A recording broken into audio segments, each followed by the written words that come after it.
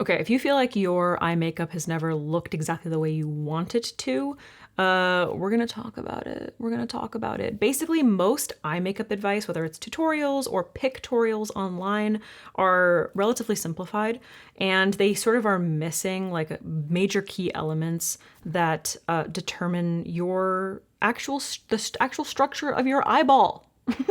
And the stuff around it, like your flesh and bones around your eyeball. Okay, so let's talk about it. Let's talk about it. The biggest mistake is treating every eye shape like it's the exact same, you know? And I know this is most of all, we are constantly leaving out hooded eyes, always from the picture. I hear it from you. You can also point to a lot of celebrities getting like eyelid surgeries. So you don't even really have as many examples for like celebrities to look to, like they have my eye shape and this is an example that I can follow. There are fewer and fewer examples to point to. On top of that, when trends kind of come and go, they always are, expecting the same outcome for every single person. And that's just not the reality. So you can follow a trend, it's going to end up looking way different on your eye shape.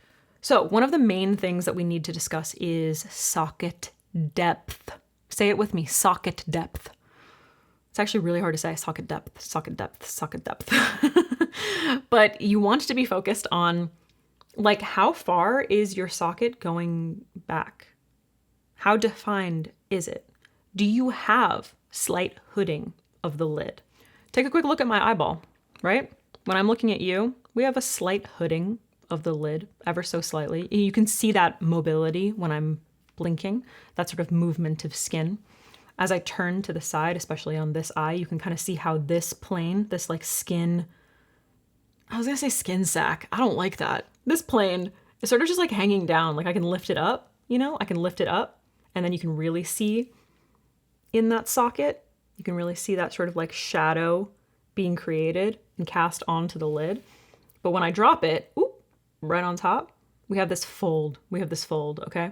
And then when I tilt my head down, you lose the lid even more when I'm looking up. If I'm like this, you can see the lid more. You can also see that this area of my brow bone protrudes a bit more, right? When I turn my face in, you can kind of see that like this area is pushed back a little bit more in relation to the bridge of my nose. So as a person who already has dark circles, which I have concealed for you today, this area tends to be a little bit more dark because I have it's sort of like underneath this part of my brow, which comes forward a bit, right? So if I turn this area, it comes forward. It's sort of on the same plane as this, but this might come out a little bit further.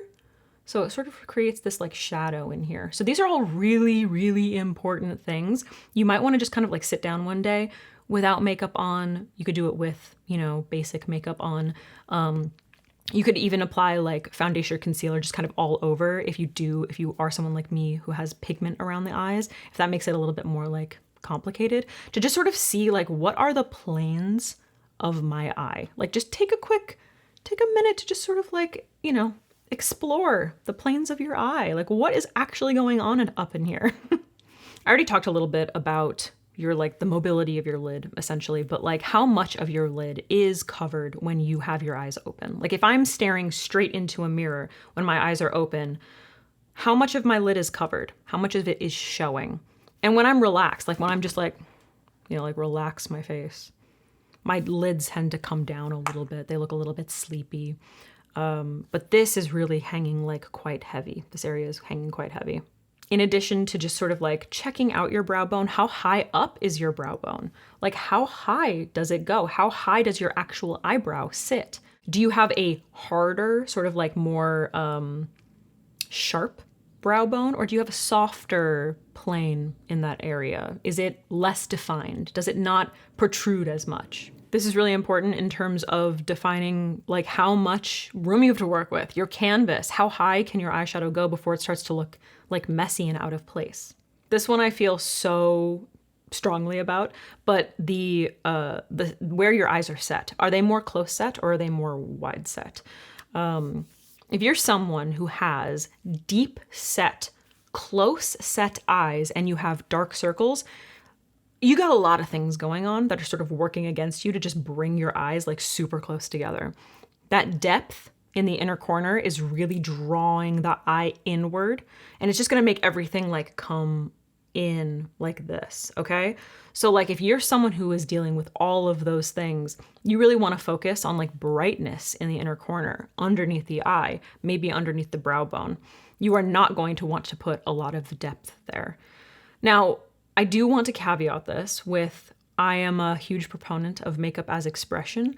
It's super important to me, and I think it's the coolest thing in the entire world that you can put it on every day, wash it off, and do it differently. There are going to be those days where you want to play, and just because it isn't like the most flattering thing in the entire world on you, it's what you want it to wear, okay? So I'm a huge advocate for that kind of thing. But if you have been struggling, these key points might help you a little bit. You also want to consider like how large or small is the actual opening of your eye. So you might have like really small eyes, like this area, like your actual iris and the whites of your eyes. It might not show as much, but you have a lot of lid space and you have like a lot of space between where your crease naturally happens and your eyebrows. So those are also things that you want to keep in mind, especially when it comes to eyes being a little bit more close set.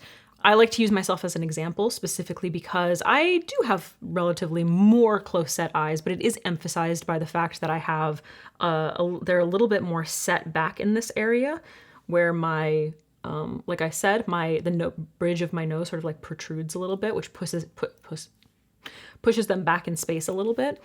And I do have dark circles. So I do tend to get quite a bit of darkness, which is amplified by the fact that this area is sort of set back and shadows are cast there. So one of the things that I try to avoid is extending the inner corner of my eye. When I do it very lightly. But if I were to do like a long extension of the inner corner, it's just gonna draw the eye inward. So there are really important things that information is going to inform in terms of how you do your makeup and what looks you choose to gravitate towards and maybe like, I don't know, save for Halloween or such. Common makeup advice is like place your blending shade, like place a shade in your crease, or your transition shade, we used to refer to it as. I don't know how much people talk about that as much now, but your transition shade, your base shade, place it in your crease, okay? Take that shadow and blend it up for a bit of a lift. That's gonna look different on different people. Is it blending up? Is it blending out? Another one is to put the darkest shade in your outer corner. What is your outer corner? Your outer corner is gonna look a lot different depending on your eye shape. We all know it's gonna look a lot different on hooded eyes versus, I love using him as an example, Cillian Murphy. He just has that like really defined eye socket. Is your outer corner here? Is it here? Is it going to be impeded by the excess skin that's pushed down over a hooded eye? These are all really important things. They're fucking important. Okay, so the first thing that you want to do is look straight ahead into a mirror, all right? Don't look down. If you're just doing your eye makeup looking down the entire time and all of this is flat, then you sort of like relax and then you look up, you're gonna lose a ton of that information, especially if you're someone like me who has slightly hooded lids. If you have any lid mobility that goes backwards and is sort of like hidden underneath excess skin, you just wasted a bunch of your time, okay? So it's very important to kind of like assess what's going on when I have my eyes open and I'm just looking straight ahead. Where does that depth happen naturally? Now for me, you can see that there's like this line of definition where the skin starts to fold over. Okay, so I'm just putting on some eyeshadow primer because I'm gonna show you two different sides, two different strategies that you could be interpreted the same way. Like we're gonna be taking the same information and we're just going to be actually tailoring it to my eye shape. Okay, so when it comes to deeper shades, especially deeper shades, you really want to avoid placing them where the skin is like folding aggressively. Like I have an aggressive fold right in here and I want to show you which eye should be bad and which should be good. We'll do this will be the bad eye. I wanna show you how it looks the wrong way versus the right way.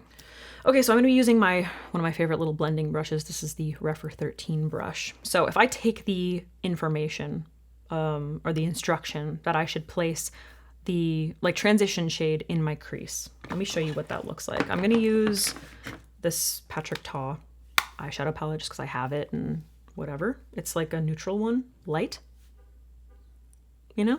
So I'm gonna start off with this shade right here in the middle of the palette. Now this isn't specifically about like how you're using the shadow, like how you're applying it using the brush. I do have a video about if you are struggling with blending from like watching your typical makeup tutorial that I will pop up here. That could be very helpful if you're interested in that. Looking straight ahead, if it says, you know, put your transition shade in your crease, this looks like my crease, right? Like where the skin crease is. That's how you could interpret that. So I'm just going to place this shadow in my crease. Okay, I'm gonna build that up slowly.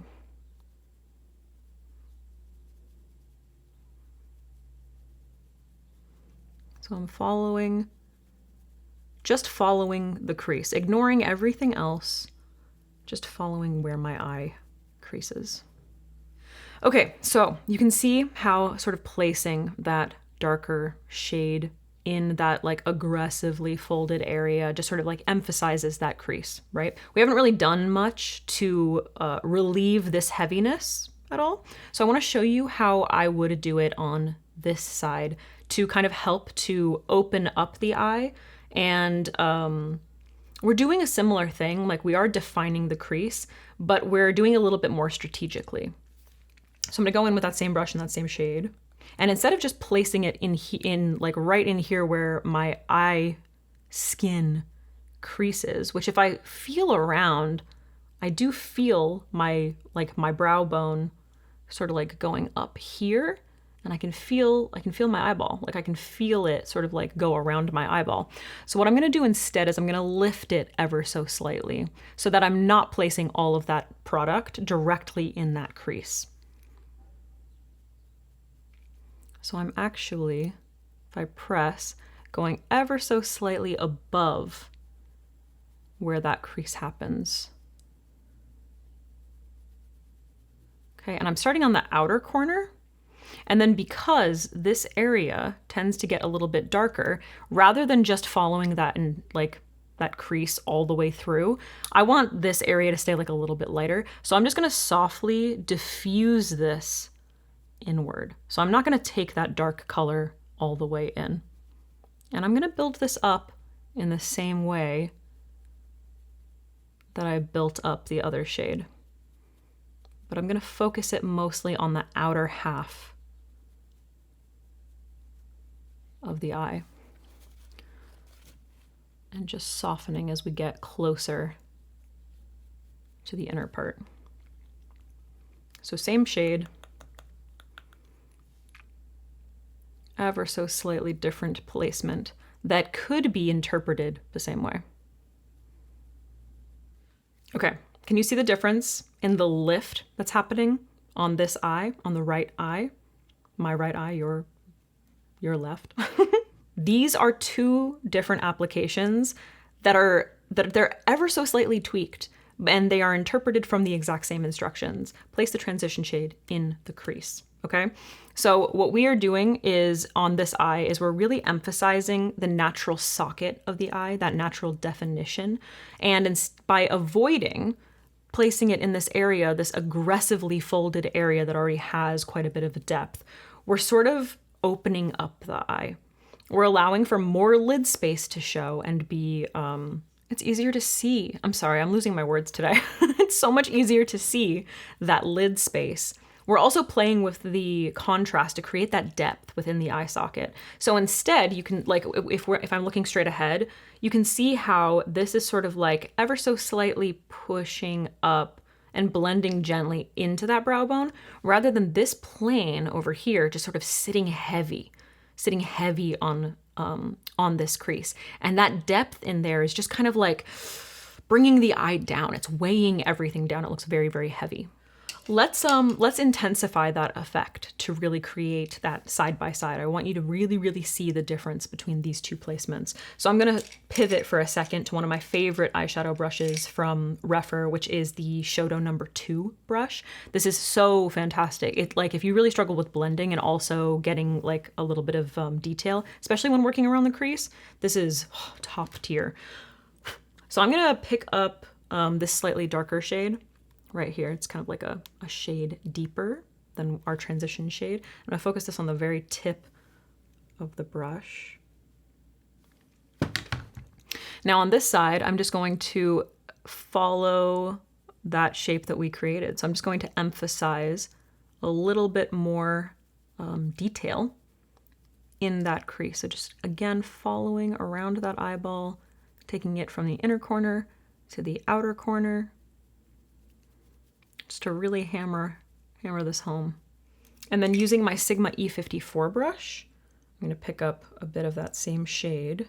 I'm actually gonna tap it between the two. I'm gonna go doot doot and oop, doot doot. And then I'm gonna take it and I'm just going to blend it down onto the lid.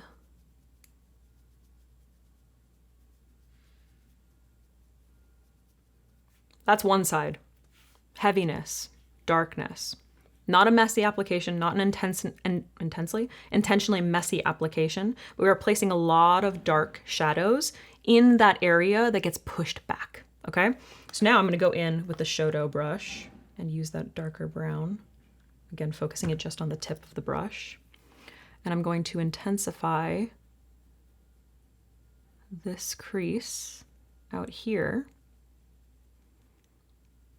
so you can really see, again, diffusing gently inward and not taking it all the way into the inner corner. And then I'm tilting my brush to just slightly diffuse up and out.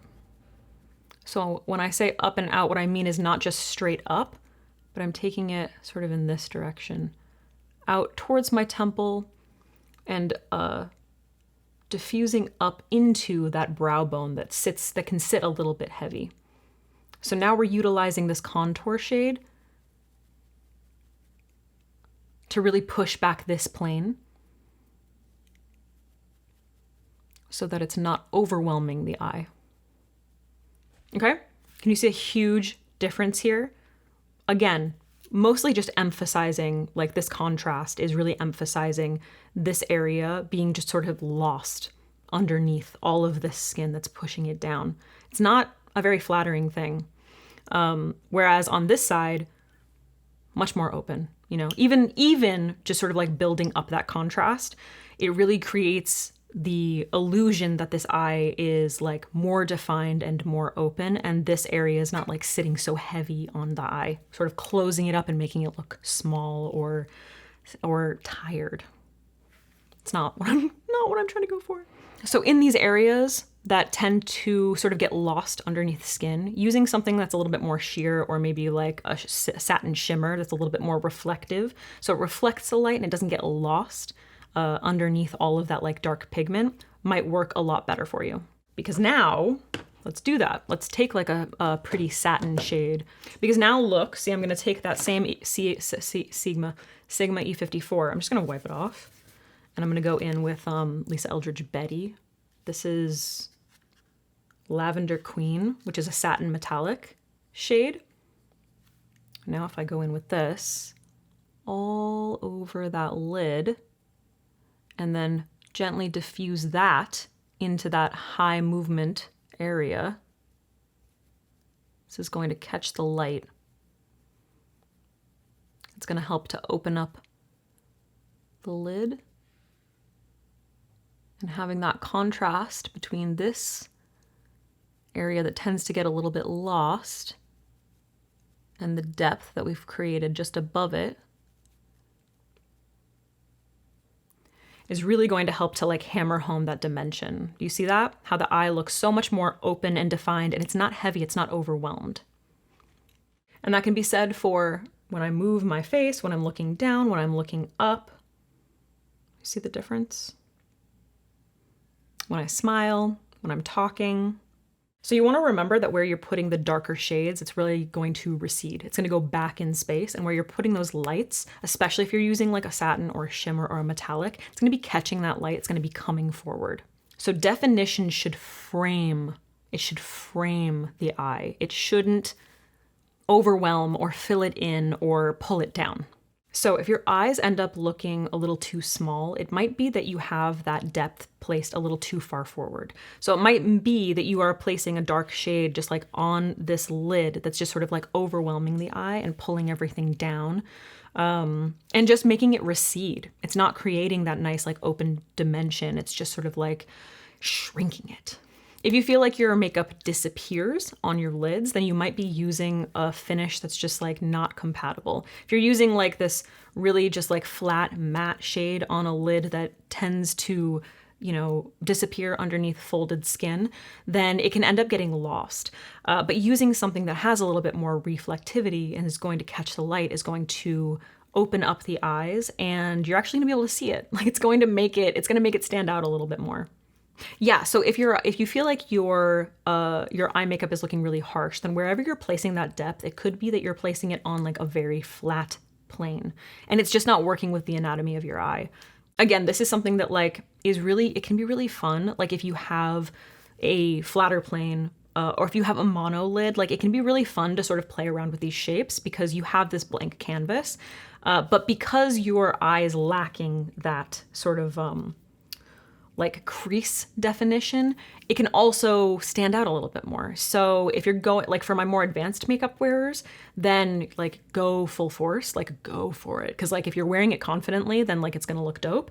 But for my more like beginner or slightly intermediate, like people who are trying to understand their eye shape and things that are going to look the most flattering on them, you might want to avoid doing that, creating like a false crease in an area where, like for instance, if I, rather than following the natural eye socket, like that's just underneath my brow bone, if I were to place this same shape up even higher, it's gonna look weird. Like it's just not gonna work, and when I turn my face, you're gonna be like, those shadows don't make any sense. If your eye makeup looks messy, and I'm not talking about application using your brush, which like I said, you should check out that video if you're interested, if you have been struggling with that. It might be that you're competing with your brow placement. If you have much lower brows and you're bringing your eyeshadow up into your brows, and again, you're not a more advanced makeup wearer and you're not going for something more avant-garde, it could just be overwhelming the face and it ends up looking like muddy with the rest of your features. So just remember that similar to like your face shape and creating structure around your face shape, it's not just about your eye shape. It's not just about like your crease. It's about the depth of your eye. Yeah, it's about like how much of your eyelid actually shows. Are your eyes hooded? What does your outer corner look like? You know, is it impeded by folded over skin? Do you have round eyes that are already like relatively defined and look overwhelmed by harsh eyeliner? These are all things that you want to keep in mind. I hope that these tips helped you. Please leave any comments down below if you have any questions. I'll be sure to like do my best to try to answer them. And if you want more videos like this, let me know. If there are any specific topics that you'd like me to go into, please like, subscribe, and comment, and blah, blah, blah, blah, blah. Become a member to help my channel out. I was doing regular live streams. I think it's probably going to be a little bit more sporadic right now. Popping in, chilling. I'm probably gonna be taking a little bit of a break from the long 3-hour live streams, mostly because it hurts my throat talking that much. But anyway, I still want to like hang out with you guys. So if you want to pop into a live stream, they're going to be around. And when they finish, if you are not able to like pop into it when it's happening live, they go up in the live tab. So you can watch them later on if you want. So yeah, thanks for watching, dude. And I guess I'll see you soon.